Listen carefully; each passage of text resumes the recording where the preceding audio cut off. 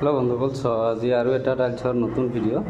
এইফালে এইটো আগতে লগাইছিলোঁ বাৰু, ইটোৰ ভিডিঅ' আগতে দেখাইছোঁ। আৰু আজি দেখাই আছোঁ, আজি ফাইনেল হৈ গৈছে ঘৰটো। আমাৰ কামখিনি ধৰক আমি ফিনিচিং কৰি আছোঁ। আৰু ইফালে জইনটো কেনেকুৱা কি হয় নহয়, জইনটো মাৰি আছে। এইটো ৰুমৰ জইন মাৰি থকা গৈছে, চাব পাৰে এনেকুৱা। এইফালে মই এনেকুৱা আছোঁ গোটেই ৰুমটোতে। এইটো একচুৱেলি এটা বেচিন হয়, এইটো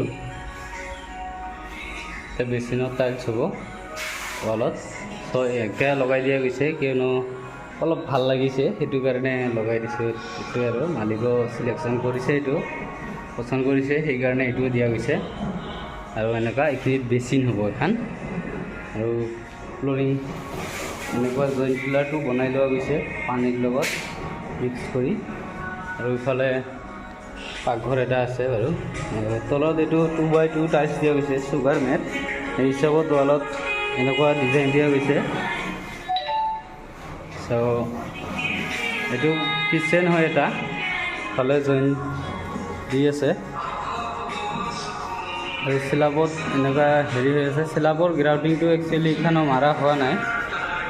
এইফালে এনেকুৱা ফিনিচিং কোৱালিটি চাব পাৰে। আৰু এইটো এটা ব্ৰাছপট্টি ব্লিড হয়, কিয়নো ইয়াৰে পানীটো ইফালে দি আহি ইয়াতে বেচিনত সোমাই যাব।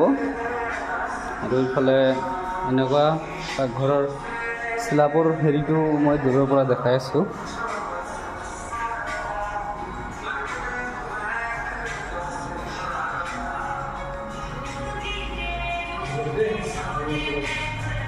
এনেকুৱা পাকঘৰৰ স্লাবৰ এইটো হেৰিটো